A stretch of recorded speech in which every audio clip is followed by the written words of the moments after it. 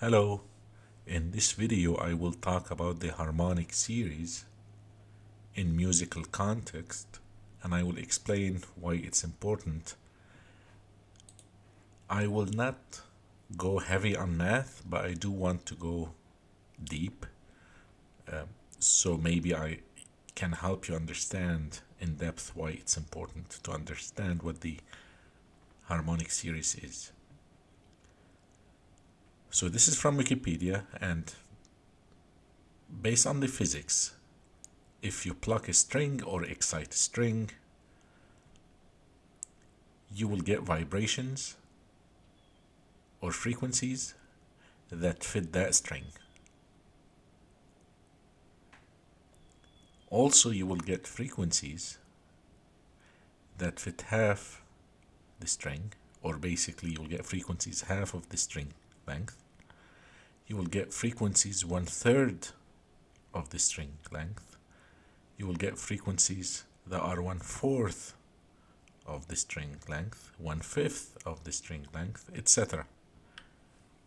But there is a caveat. The fundamental frequency, basically the first wave that can completely fit within the string, has the largest amplitude. Basically, it is the loudest, followed by the one that's half of the fundamental frequency, then the third one, then the fourth one, etc. How loud? Well, each musical instrument has different characteristics. For example, maybe on a guitar, the second frequency or the second harmonic, maybe it's 1/10, for example, versus a violin, which may be 1/14. I'm just throwing numbers there. These numbers are not necessarily true. Most likely they're not true. But the point is, the musical instrument determines the harmonic amplitude. So if you plug a string, you will get lots of harmonics. Now, you will get more than these harmonics. So when you pluck a string or excite a string, you will get much more, but they will decay quickly. All the other frequencies that are not integer multiples of the fundamental frequency, they will die out quickly, but they give the characteristic of the attack. That's why a piano can sound different than a guitar, different than a violin. Other than the amplitude length, it's the attack. They may decay at faster frequencies. So there are two things. One is, as it resonates, what's the amplitude for each frequency, and how quickly does each frequency die out. These two things are the majority of the sound of your instrument, and probably you've seen them as the attack, the release time, the sustain. Basically, they determine how these waves manifest in the instrument. Now, the interesting thing is, if you have a fundamental frequency, the second, well, this is the fundamental, this would be the first harmonic or the second frequency. It's double of the fundamental, so it's an octave higher. The third one is, of course, you multiply the base by 3. It's 3 times higher than the fundamental frequency. But if you notice, this one relates to this one by 3/2. So this frequency is 3/2 of that frequency. Therefore, this frequency is the fifth note, the perfect fifth from this frequency. So if the first frequency, for example, happens to be C, then you get another C an octave higher, then you get a G, because G is a fifth from a C. Now this one will be related to this one as the fourth. And that, if you keep following this construction, you will get what's known as the harmonic series. Now, of course, as the frequencies go higher, things will muddy up. You won't get nice intervals in relation to the previous note. For example, you may get something that relates to the fundamental frequency, but it doesn't relate necessarily to the frequency that happened right before it. So it may sound dissonant with respect to the frequency that happened before it. But that happens at very low amplitude. You may not hear it, or you hear it as a color of the instrument. So for this purpose, I wrote some code for you, and what you will see here is I will build a file. I will construct a chord. For example, suppose I have the voicing C, E, G, C. I'm playing C, the third C, the third E, the fourth G, and the fourth C. And suppose I don't have any harmonic content, just the pure frequencies. So these are the frequencies. You see where they exist on the frequency plot. And I will play that file for you, and it will sound something like this. Sorry, let me navigate to the file first, and I'll play it for you.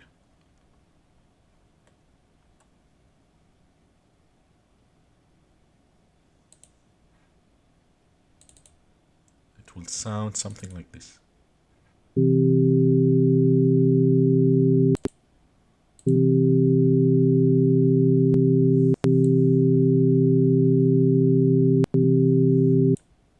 The click that you hear is because the file abruptly ends, and that causes the popping sound.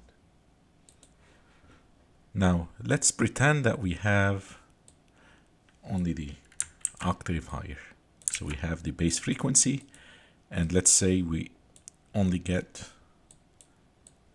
the first harmonic, which is an octave higher, and that one would be half the amplitude of the first one. So 0.5, the fact that I have two here, only two numbers, I'm saying I want the fundamental frequency, which has the same amplitude, and I have the second, or the first harmonic, which is the second frequency that I get, which is at half the amplitude. Now let's play the same sound file, and you notice we get lots of bars. So let me go back. You see here I have my 4 notes.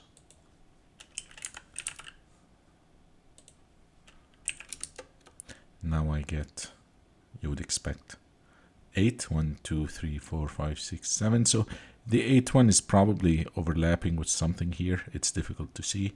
That's fine. Let's play it.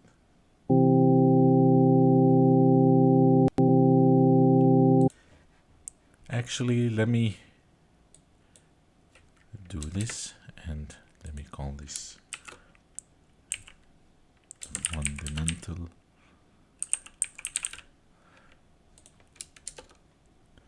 And let me add this. I want you to hear the difference, and just the first harmonic. So if I play the first one, I'm going to play the fundamental.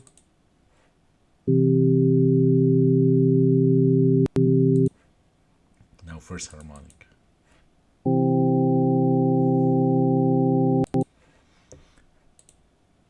Now I will add the second harmonic, and at the amplitude 3. Why? Just because I want to see how it sounds like. And you will see here things that probably increased. Maybe they're overlapping on each other. That's fine, but it will sound something like, I should have changed this one to 2, right? There you go.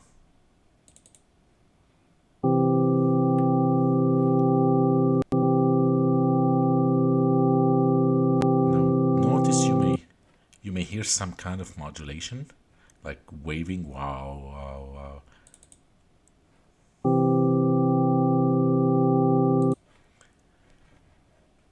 And that's expected.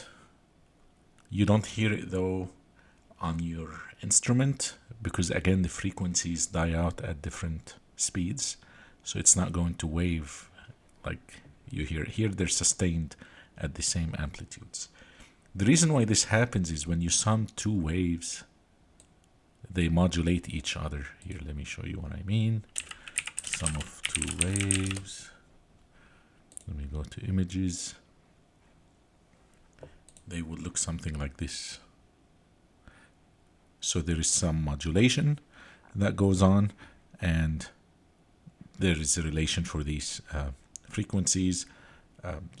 It's a known formula. It's the sum and the difference of the waves, etc. We're not going into that. But that's what you're hearing here, which you won't hear with your natural instrument. Now let's add more. So suppose I have all these harmonics. Excuse me here. Now you can see that the spectrum has more frequencies in it.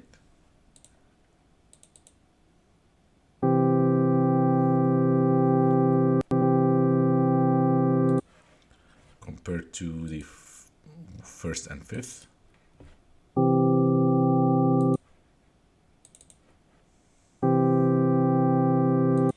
So definitely it has more content. Now let's try to play with this. Let's say this is 0.4, maybe this is 0.2, maybe this is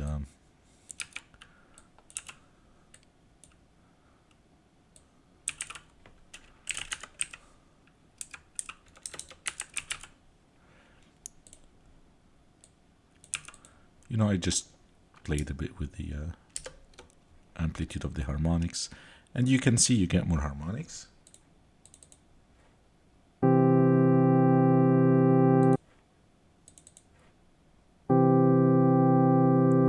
Not very audible, but of course if I do this, maybe you will hear this more audible.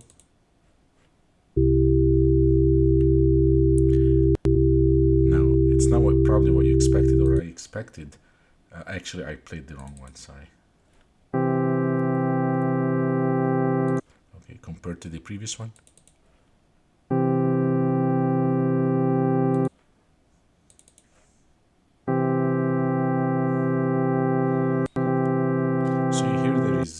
You hear that modulation, but again, these frequencies are supposed to die at different frequencies. I'm not simulating the attack, I'm just simulating maybe the sustain. Not even the sustain, but how the sustain would look like if these frequencies never died out.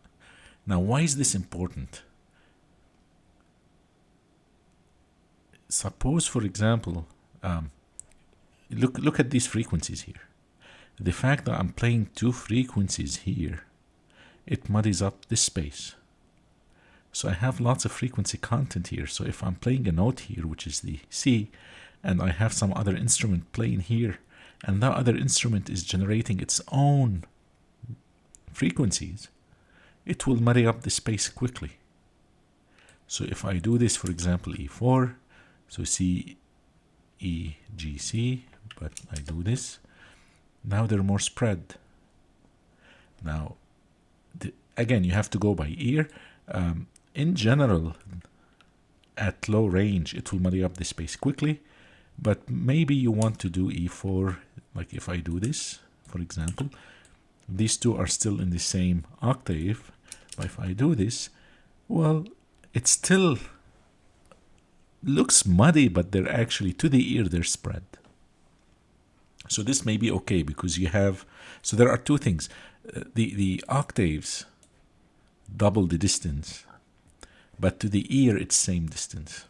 You were basically you perceive the distance between whatever distance is a geometric or a physical aspect, but I hope you know what I mean by distance, or the interval. The interval between E4 and C4 is perceived to be the same as E3 to C3. It's the same ratio, and the ear also thinks it's like that, which is good.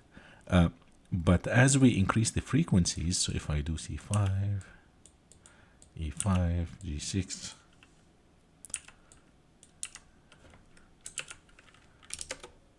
see they're even much wider. They spread even, I'm not showing all of them now, but also it's important to know that in general, the higher the frequencies, the faster they die. So I may have lots of frequency content here. These ones at higher frequencies will appear and they get attenuated much faster, which helps in the clarity of the sound. Now you want maybe to play shallow, for example, and play maybe a piano or whatever all together. Each one will generate its harmonic, but you may want, for example, if you're playing, let's say this is a cello, and you're maybe playing C2. And let's remove these. So that's what you get with all these harmonic content. So you should be aware of that, at least that. And so, for example, if you have the bass is playing C1 and the cello is playing C2, now you get lots of bass here. Now maybe something else is playing let's say E3. Now the E3 is supposed to be, let me see, that's E, 1, 2, 3, 4, 1, 2, 3, 4. So E3 is somewhere around 77. Sorry, this starts from 0, 0, 1, 2, 3, 155. So it's really somewhere here. And let me remove the E and compare. See, it's already kind of muddied up, right? So that's okay. So what you can do, maybe in your filter on the cello, if you know that you're playing some note here, maybe you want to slightly attenuate the cello. You may not want to completely remove it, but you may want to slightly attenuate that band, just to allow the other instruments to shine and not be buried under the cello.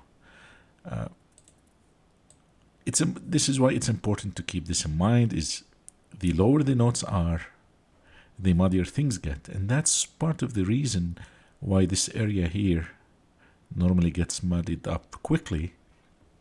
And here we're not considering the reverberation and the echo and all of that, and how they may impact this, which can have its own impact. But this is the fundamental thing about harmonic series. The closer the notes are at lower frequencies, the more mud you get. It's wise to spread them. So for example, for some string libraries like Albion 1, when you play strings, they prefer to play, even by Spitfire audio founders, they say the library sounds better when you play open chords, widespread chords. And that's expected because of the harmonic series, it's in action.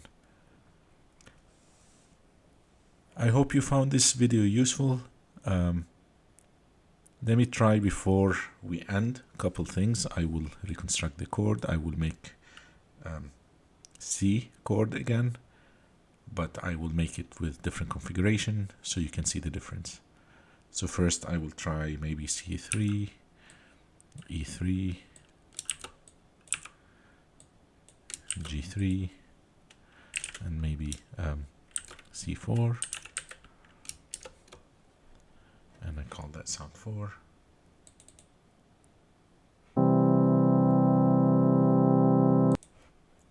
That's how it sounds like. But now let me try to, let's suppose we change the voicing. So I'm playing C3, maybe E4, maybe GC, G. Okay, let's try this voicing.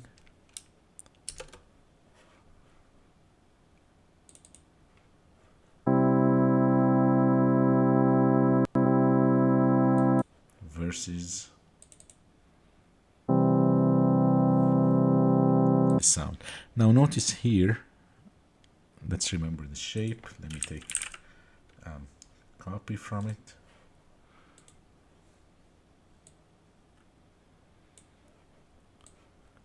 And I want to compare it to how it was.